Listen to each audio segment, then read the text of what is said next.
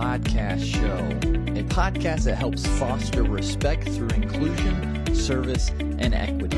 This is episode 15, and this week Staci Hegarty talks about the importance of understanding personal values to cultivate a better culture with Dwayne Garnett, the founder and CEO of Love is a Parable. Welcome to the Envision Rise podcast. I'm Staci Hegarty, Vice President of Equity and Inclusion for Envision Rise. Joining us today is Dwayne Garnett, who is love advocate and founder of Love is a Parable. Thank you for joining us today, Jay. Thank you for having me. I'm excited to be here, Staci. So let's dive in. First of all, tell me about Love is a Parable. Love is a Parable is an organization. It started out as really an initiative that later became a movement, then an entire organization. My wife and I started in 2017, June of 2017. And we really just focus on bringing unity through love, where we spend a lot of our time providing value-based education to help others identify how their values shape the way that they see themselves and others, but also the decisions that they make throughout life. So what led up to this? What was your professional career path that led you to create Love is a Parable? Well, actually what happened, my wife and I both were working in higher ed at the time. I have about 19 years of experience working in higher ed. And I was an executive director, and I was at a place where I was very fortunate, and I wanted to create some type of give back initiative. And Love is a Parable was just supposed to be a random act of kindness project where you just select random people, do something nice for them, and call it a day. But at the same time, I was in the process of writing my second book. And my second book was really, at that time, was supposed to be about my journey before moving to the North Carolina area. I suffered a job loss and trying to figure out so many things. And so for 3.5 years, I was just writing my random thoughts about the process and all of that. And I realized that I was ending it with Love is a Parable. And it just so happened that that became the training manual in helping people identify love and identify their values. And overnight, we became basically an education and training nonprofit. That's amazing. Right. So you created your own opportunity then. I mean, job loss is a really difficult thing for people to go through, regardless of how you end up there. Right. It forces you to evaluate not only yourself, but your relationship with work, what you need and want out of your career. And if you're in the right place, did you find yourself feeling that way throughout that process? Yes. And we were really in a unique place because I found a job and it was about 3 hours away. I moved from Columbia, South Carolina to a place that you thought was small, a town called Holly Springs, North Carolina. Took a job. The job ended up offering me $35,000 less than what I was making. But here's the kicker. It was 2 times more expensive in Holly Springs than Columbia. Well, that's a real bargain. Right. So what made it so unique is that we could not sell our home at the time and we could not rent it because it was part of the county, not the city. So we had to receive state approval to do either one. So about 6 months, we were paying for 2 households on a budget that was $35,000 Oh my less. Gosh. Yeah. So that's why, like I was saying, that very night, I still remember that very night. I don't know, but it seemed like when everything happened, you're like, let me try this prayer thing. And it was really more crying than prayer. And I remember that day we had 40 cents left in our checking account and savings account. And out of that moment, it came that, you're looking for seeds. Instead, the seed can be quantified. And a lot of people didn't realize that sometimes we look for multiple streams of income, right? Versus finding that thing that we are truly connected to and realize that it can create branches. Mm-hmm. And so I went on this journey of really just discovering me, purpose, foundation and figuring it out. But at the same time this was happening, I was getting promotions. In less than 2 years, I received 6 promotions on my job, 7 within the 3rd year. So by the 4th year, we were like, you know what? We're very fortunate. Let's give back. But I didn't know that journey, as I was writing those things out and helping me uncover my purpose, was really helping people identify with the things that they value. So let's talk love as a parable a little more. When organizations come to you and they say, we need your help, where are they usually coming from? Because you talk about unity and love and kindness, and those aren't necessarily words that are often spoken in the context of for-profit businesses, maybe in a religious context, perhaps, but usually private sector, absolutely not. That's not something that we really talk about a lot. So what would I expect from Love as a Parable if I came to you and said, my organization needs to go on this journey? Well, one of the things that we do is we always give an introductory presentation to kind of let people know what we are about and what we do. Because just like you've stated, with a name like Love is a Parable, there are a lot of assumptions. Some people think we have been asked if we were like a matchmaking service, if we were like a divorce care type relationship, we're like a ministry. The list goes on and on. So we like to remove any doubt by letting people know what we are about. And then we give an opportunity to give some of our standard curriculum, or if it's an opportunity to create a custom training. With 19 years in higher ed and working with curriculum development, it's easy for us to customize something that's curtailed to whose ever experience they're trying to achieve. So that's usually what we do and work out what type of service that they are received, because some do contract and some do one time. So we try to figure out what will be best for them based on their needs. So let's say that I participate in this, and let's assume it's a standard curriculum. What's my first day like with Love as a Parable? Your first day, I promise you will laugh. Because we do believe in having fun. And the approach is we use relevant and relational content. So you'll get an opportunity to introduce yourself, but you'll get an opportunity to, once again, get familiarized with what Love is a Parable is truly about. Then there will be some thought-provoking questions, not to gauge on whether or not you're saying something correctly or incorrect, but an opportunity to get those muscles working again. Mm-hmm. So the very first day is going to be, we're going to think, we're going to laugh, and we're going to consider, and then we're going to take notes about how we truly feel. One of the things that we say the very first day, you know how in business they tell you, keep your personal life personal and your professional life professional? Well, yeah. We go against that because, let's be honest, if you don't get a check, that's going to mess up your personal life. That's a good point. So we actually spend time with them and tell them to be as emotional as possible. So if it's a topic or a question that causes any form of anxiety, anger, happy, joy, tell us what those emotions are, and we show them how to follow those through.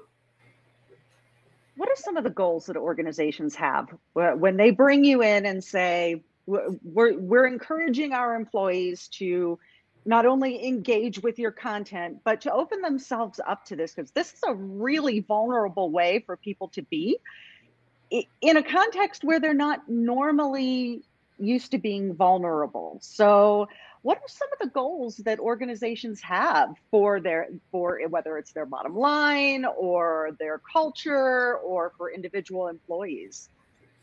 One of the most important ones has always been productivity enhancement. So like, how can we get more work, if you will, but better quality work, if you will, out of our staff?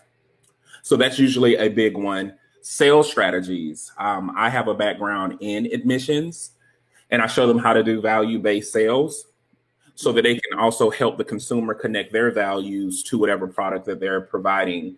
And then also culture changes, which falls into the DEI space. And so we deal with a lot of various forms of DEI, and we do have an initiative where we call DEI Done Differently, where we actually deal with more of the misnomers of DEI. And so those are typically the areas: increase in sales, productivity, culture enhancement, with an arm being DEI. And of course, with me being who I am, I want to talk DEI a little bit with you. One of the things that I run into a lot is this very quiet resistance to DE&I initiatives in the workplace. Some of it's fear, most of it's fear for the most part. Some of it is just the instability that people think that they're sensing. And they'll say things like, I love everybody. Color doesn't matter to me. I don't care who you love. I just want you to get your work done. And what you're saying is you've got to engage with some of those really uncomfortable emotions to help move forward in, for instance, a DE&I initiative. Talk about that a little bit. What do you see people doing that is counterproductive to getting DE&I really ingrained into their culture? And then what do you see them doing that's really helpful to get them going? Well, I like how you talked about that subtle resistance, because I feel like I just get blatant resistance. It's interesting because I'm teaching a class right now that's full of white Christian conservatives. And this was the first time I've ever had that arm solely by itself. Usually it's a little mix. Mm-hmm. And so the very first day, one of the gentlemen said, I don't want forced acceptance. And I said, what is forced acceptance? Well, we have to accept things that go against our morals and values. And I usually say, I'm so glad that you told me up front, because now I know what boundaries you have in place, but I love the fact that you use values. Mm-hmm. What are some things that you value? So what, instead of going head on and say, oh, we're going to talk about racism, we're going to talk about, systemic racism, systematic racism, list goes on and on. What we tend to do first is talk about the things that we value. Because truth be told, bias is nothing more than values that received a dirty name. So if I go into a healthcare clinic, right, and I look at the credentials on the wall, because I value education, you'll say, oh, that's not being biased. That's being smart. Right? Ah, I see. But if I look and see that picture and I say, I don't want to deal with a Hispanic. Now that's a value that's dirty. That's a bias. Interesting. That's a really interesting way of looking at things. And, I think sometimes when people are making a decision based off of bias, they do think they're living their values. You and I don't agree with their values, more than likely, but at the same time, I can see where a very conservative religious person may feel they are living their values by not accepting LGBTQ plus employees into the culture of their organization. Well, and that's why we talk, we have what is called a sacred box theory, where we help people identify, like, not only do they have their values, but all of us have this, where when you value something, you naturally protect it. So have you ever had a conversation with someone and it seems like the conversation is going well until you say one word and it's like they shut down? Mm-hmm. Or if you're like me, somebody can say something, I'm like, oh, that's not funny. Yeah. That's literally because we've touched one of their values. And for a lot of us, we are conditioned to protect our values, not necessarily identify what those values are. So we're protecting something that we don't necessarily understand completely. Exactly. And so we want them to peel back those layers to understand what they value, why they value them, because they shape their concept of who they believe that they are. Mm-hmm. And so this is why it's hard for people to identify that sweet grandma who makes the best apple pie also helped, hang blacks in the 60s. Several things can be true. Your grandmother still could make some great apple pie, but she could have helped, hang some people. That's just several things can be true. And so we help them understand your value of the sweet grandmother that makes pie can be true, but it also is part of your grandmother's history that she did these things. I think that's one of the things people struggle with is holding two conflicting thoughts in their head sometimes, that it's right. that it's either one or the other, and the person is either sweet, lovely, and that makes them perfect and worthy of praise, or they are this terrible racist and that makes them worthy of scorn. How do we help people marry those two thoughts together and understand that humans are complex and love is complex, kindness is complex? I love the fact that you said that, because that's one of the things that we talk about. When we deal with our white counterparts, they usually feel as if they're not included in the DEI spectrum.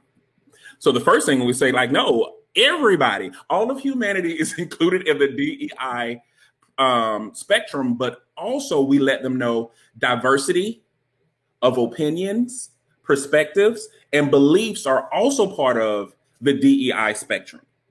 And that's usually where they perk up oh, I can have my strong conviction. Yeah, because some opposition is really great. Because here's the thing, when people get angry, they start to become more authentic. Because now that fourth wall is down, because it's all bets are off. Why? Because we're protecting something. And now the anger is coming. And now I'm saying how I truly feel. When we know how you truly feel, we can fix the problem. At Envision Rise, we talk about inclusion includes everybody, for that same reason that often the white people are feeling I don't have anything to add to this conversation about diversity because white is the default. So Right. that there's that opinion of, I don't have anything to add. I don't have anything worthy of this conversation, and so they shut down and they stop engaging with their colleagues and with the culture of the organization. And really what's needed is everybody to be in this. And Exactly. if that brings up something uncomfortable, then let's work through it. Now, that being said, the classroom with a professional instructor, someone who's very good at this, that's one thing. It's another thing then to send people back to their workplace and encourage them to still feel their feelings and understand their feelings. How do you work with organizations so that when people go back to work, they're still able to use the skills that they've learned with you, but without your expertise being there? How do you do that? How do you get people to be okay with that? Well, for starters, we have a training manual. We actually have 2 training manuals that help them identify how they're feeling in that moment to better articulate that. So it's easy to shut down, but it's more effective to say, hey, Staci, I'm uncomfortable and here's why.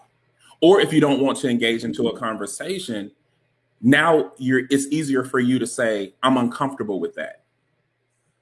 And so we're showing them that, and the whole exercise is using real life examples. So we try our best to really take an opportunity to look at some of the problems that the organization is facing so that we can incorporate those type of things. Like, for instance, when we are working with HR departments, 2 things that we always talk about is the diversity of language. And we do a lot of education on explaining that in America, there is no standard form of English, but there are at least 28 recognized language dialects that are technically all proper within their general location.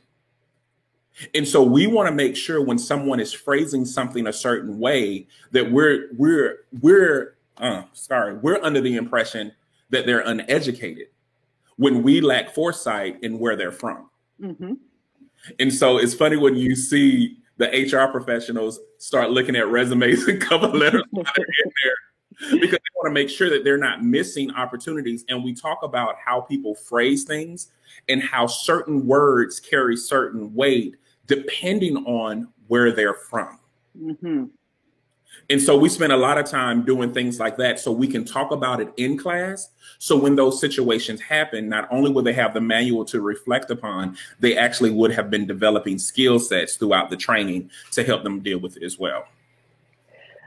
Right now, I'm just imagining a lot of HR professionals listening to you and first thinking, oh my gosh, he's telling them to talk about their emotions at work. But then understanding how important it is. But when we tell people, we want you to bring your full self to work, a lot of times when I say something like that to a group of people at an organization, if I can't actually see them rolling their eyes, I can feel them wanting to roll their eyes because they know that in a lot of contexts, that's simply not true. That a lot of organizations, what we want is for you to bring the very best version of your professional self to work, not the part of you that speaks AAVE with your friends, as opposed to code switching at work in order to fit in with your colleagues. Yes, I'm imagining lots of HR people right now are having no small amount of heartburn. Well, and it's funny we actually talk about that because we're dealing with a unique time right now, presently, where we have literally 3 major generations all working together at one time. And one of the topics that always come up is professionalism. Mm. And professionalism is relative based on not only the generation of that person's upbringing, but also the culture of a particular establishment. Mm-hmm. So it's like if you're an IT person and you come in a suit, they're like, yeah, they're not a good fit. Right. So it's one of those things that we have to talk about, where what is professional and is it really helping or hindering productivity? Mm-hmm. And we'll find that that's what it is. A lot of people are established to their values. Like, this is what I went to school with. This is what my mom taught me. This is what my dad, the list goes on and on about the things that they value as it relates to professionalism. But is that part of the culture you're trying to achieve? Mm-hmm. Oh, these are such good things for people to be thinking about. What are some of the common obstacles that you hear from organizations as you're working with them? Being too safe. That is the common obstacle. Like, I don't want to say anything to ruffle feathers, but you're being awkward and that's ruffling more feathers. Mm-hmm. Yep. So it's like you have some that are overly cautious. And it's also the other one that we get a lot is that forced inclusion, meaning they confuse diversity with a variety of races. Oh, let's go sit at the table with the Black people, or let's go sit at the table with the Asians. Let's go. No, let's not be weird. There's a way to establish relationships. Let the people sit where they want to. It's those type of things that are happening. And surprisingly, when we talk about different organizations, for 4 years, we had no churches involved until this year, where churches realized that they need DEI more than ever. So they came a little bit later. And so but all of them have that same issue of trying to force inclusion versus allowing a space for it to happen organically. And I think that's where people push back. So I like your phrase, let's not be weird. I'm just going to start saying that to people. Because I think that's really what people are seeing, that it feels weird and it feels forced. So if we can allow a culture of inclusion to grow around us without trying to force it to grow, I think people feel less awkward and it feels less, somebody told me I have to do this, so I have to do this. Right. Like those scavenger hunts that they say, find something about this person, and people run around doing the scavenger hunts, and then after it's over, it's done. Yes. And they never actually learned anything about the person. Right. They just realized they got 19 out of 20 right, and they call it a day. Yep. So that's why we believe in having discussions, and sometimes we do different phrases, just a phrase. And like one of the ones that happen in the South a lot is the North versus the South. Mm. As soon as you just put that up there, North versus the South, everybody starts talking. Mm-hmm. You know, and then you use it as an opportunity to say, okay, what did you mean when you said this? And somebody will laugh and say, oh, we'll say it this way. And then that's when they'll realize that diversity is already happening. Mm-hmm. Inclusion is happening because guess what? We're not focused on what I look like. We're focused on what we bring to the table at this point. I love that. You know, the language between North and South is so interesting anyway. I grew up in Pennsylvania, and when I was 22, I moved to Knoxville, Tennessee to go to grad school. I had never lived in the South. I had never lived outside of Pennsylvania. And it was like learning a new language in a lot of ways. I did not understand it for a long time. And then somebody explained to me the concept of a Yankee versus a damn Yankee. And what that inclusion actually looks like into Southern culture if you're from the North. And that's not an easy bridge to cross for a lot of different reasons. So that's interesting that you use that example. Yeah, and how people don't understand the difference between the West and the South. Uh-huh. The West is country, the South is Southern. It's a difference. So yeah, we actually talk about that along the Appalachian Trail or the Appalachian Trail, depending on where they're from. Mm-hmm. There is a certain mountainous dialect. There's a such thing as the Geechee Gullah corridor from Jacksonville, Florida to Jacksonville, North Carolina. So that influences things. You have the Creole and you have Gullah all in Louisiana, Alabama, and Mississippi. These are all official languages with their own dialect and their own culture that we have to take into account when we're interacting with individuals. Love this. This is such a great conversation. So we're coming close to the end here, but I do have one more question that I ask of our guests. And okay. This has nothing to do with anything we've talked about. The past year and a half been rough on everybody. And I think a lot of us found ourselves trying new things and maybe new hobby, maybe a new cooking skill. What have you learned over the pandemic? Have you learned a new hobby? Have you tried something different that you wouldn't have tried otherwise? Well, the interesting thing is the pandemic has been amazing for our business because I have online learning experience. Mm-hmm. So it forced me to rely more on my skill set. But the one thing that I've learned when you're starting your business and you're conducting business, sometimes you don't see yourself as a CEO. You see yourself as someone who's doing a service, providing some type of passion. You don't see yourself as this leader of a business.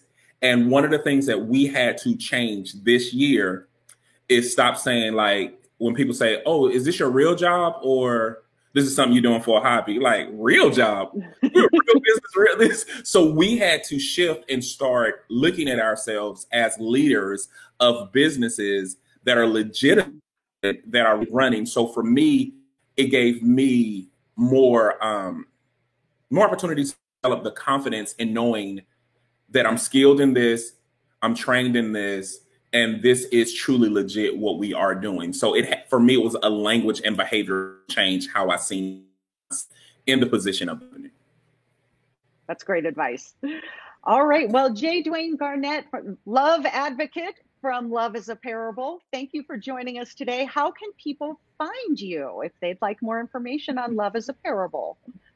The best thing to do is go to loveisaparable.com. That's Love is a Parable. Parable is spelled Parable.com.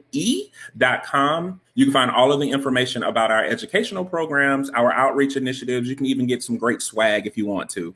Books, clothes, and all of those great things. But if you look at the bottom of the screen, you can find all of our social media platforms. Just click and follow, like, and subscribe. Great. And I know you also have a podcast. What if people wanted to catch your podcast? Because it really is a good one.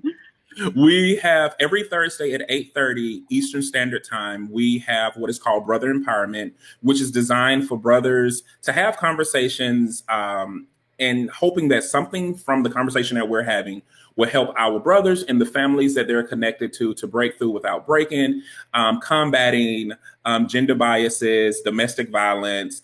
The list goes on and on, gender inequality, but all of the isms, the negative isms, we want to have healthy dialogue about it, not blaming, but just a healthy dialogue about possible ways that we can stop those things from happening.